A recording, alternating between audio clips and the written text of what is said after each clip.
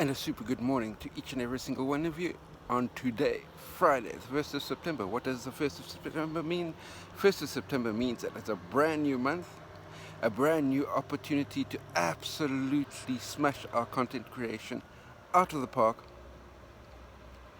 And from that perspective, September at Income School Project 24 is the one of the two content warrior months of the year.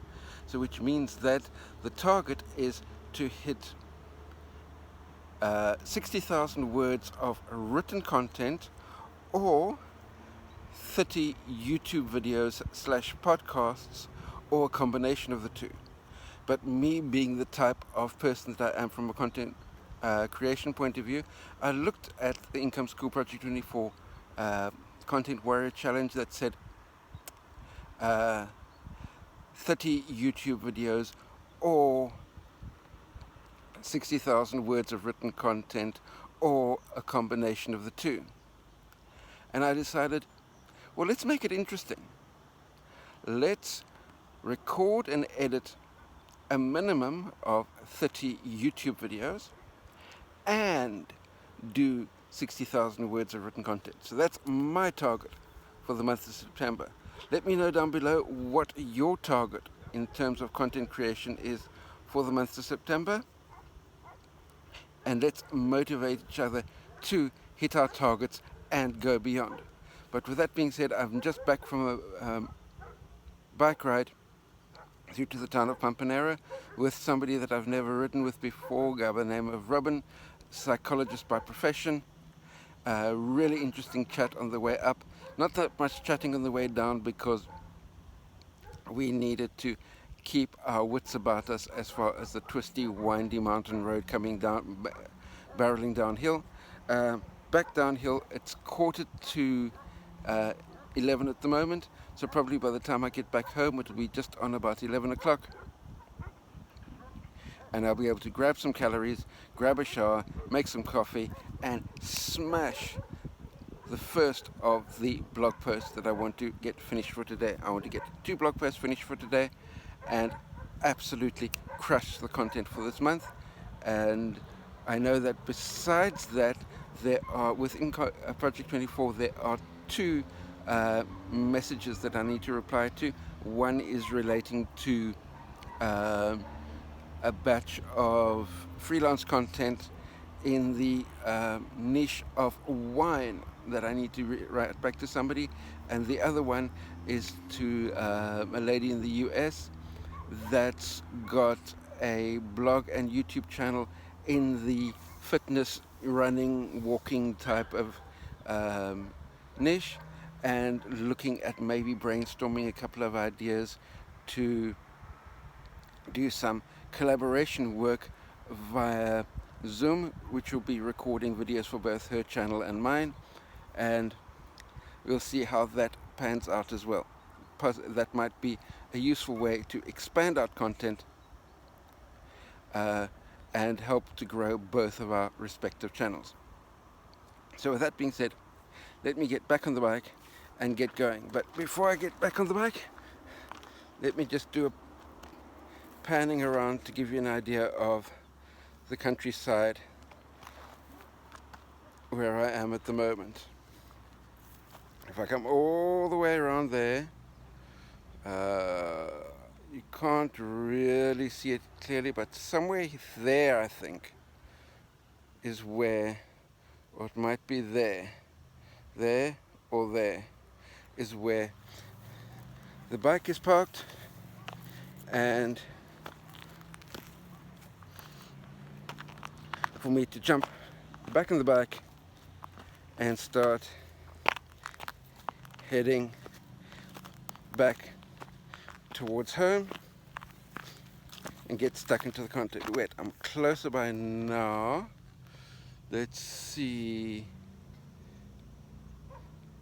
There we go, I think. Is where the bike's parked.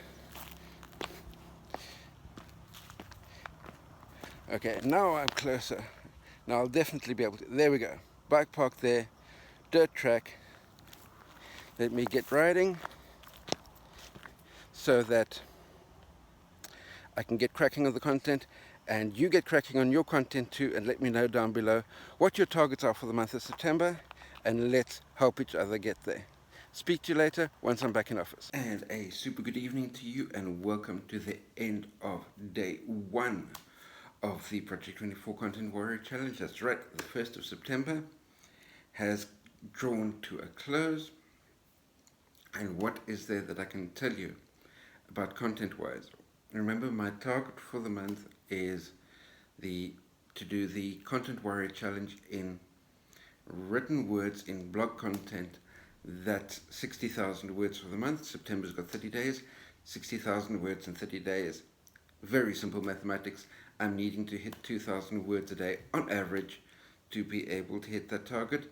But because I've decided to step the content creation in a different direction, the Project 24 Content Warrior Challenge says 60,000 words of content, or the equivalent of podcast, blog,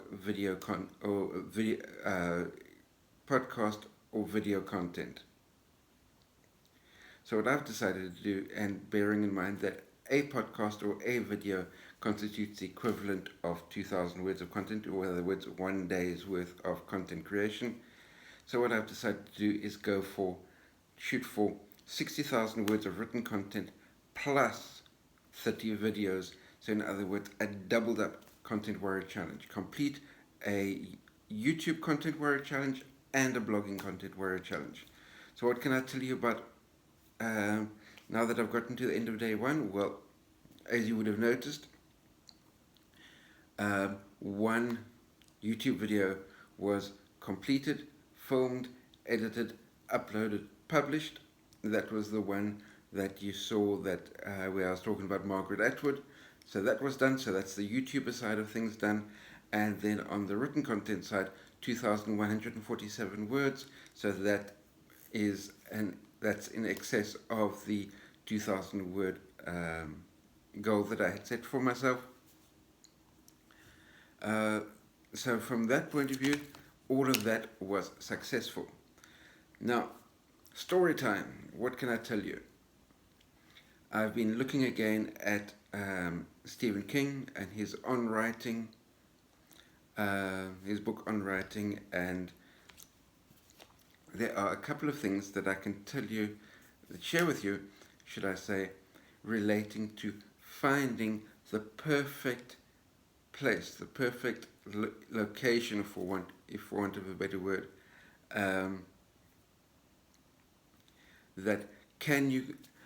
what it means to be able to create the absolute perfect writing space that is conducive for you to be as productive as possible, and what happens when you do create that absolute dream perfect writing space. And for this, I can share with you what happened with Stephen King, because a massively successful writer, it's physically possible to be able to create the absolute dream writing space. And Stephen King shares about what creating that dream writing space was able to do for his writing, for his productivity levels. So let me share the story with you. When Stephen King wrote his breakthrough novel, Carrie, he wasn't successful yet.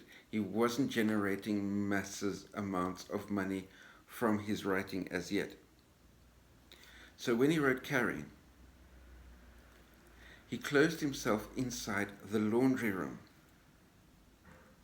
and he put a child's desk on his lap with his laptop on top of that child's desk. So the legs of the child's desk couldn't reach the floor, so he just had the desk sitting on his lap, his laptop on top of that, closed off inside this tiny little laundry room, and that's where he sat and wrote Carrie.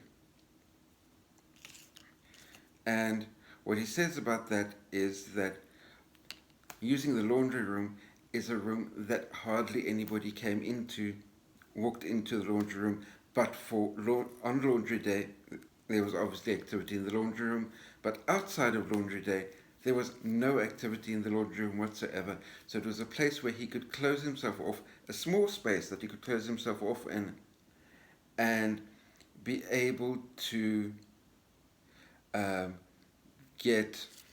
Let me look at my notes quickly. Sorry. Um, in other words, he was able to let his ideas and his productivity flow within that tiny closed off space, because it was literally a tiny laundry room, blank walls all around him, and he was able to carry within that small confined space. Later on, when he was successful, he was able to create his dream writing space and have a study with a huge desk in front of him, and off to the side the perfect state-of-the-art sound system that he could listen to music while he was writing. This massive desk that he had was in front of a huge window that gave him a wonderful view out. He's sitting at his writing desk. Beyond his writing desk, the space just opened up and flowed out, and he had this wonderful open vista in front of him through the large windows of his study. That was now creating his absolute perfect dream writing space. And what did he discover once he'd now created his absolute perfect dream writing space that he'd always wanted to have? That space that would allow him to be as productive as he possibly could be. What he found out was that having this massive desk in front of this huge window with this wonderful view and the sound system next to him to play him some music while he was working, his productivity level dropped. The reason why his productivity level dropped, because that wonderful view out beyond the window, just on the other side of his computer, was something that drew his eye away from what he was working on.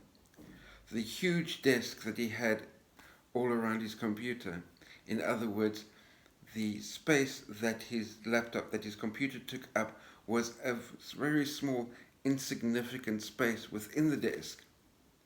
That huge space all around him proved to be somewhat of a distraction as well. And as wonderful as that sound system was,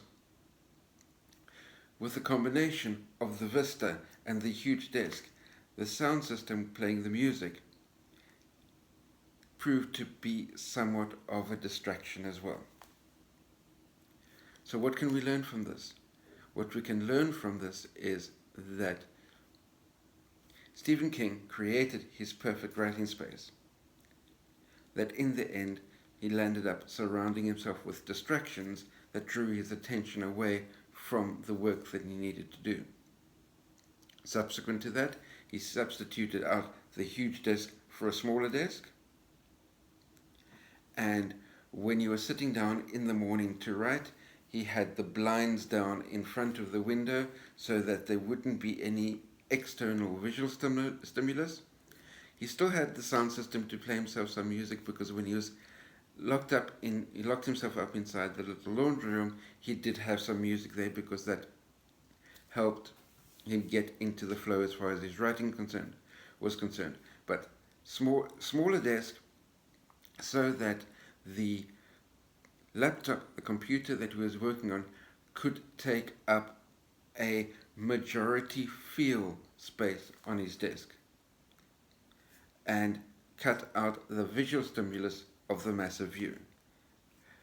Having the massive view on the far side of the blinds, however, meant that when he hit his target and he could sit back and relax because he's hit his target for the day, he could open the blinds and open up the vista to him as a reward for completing his writing task. But to get his writing done, he needed a smaller desk without the visual stimulus of a big view. So what I've learned from this is put my desk in a space where I don't have a big view in front of me. I've got walls in basically when I'm sitting when I'm sitting in this room at the moment that's got the bookcase behind me, on the other side of this, behind the camera at the moment, there's a wall.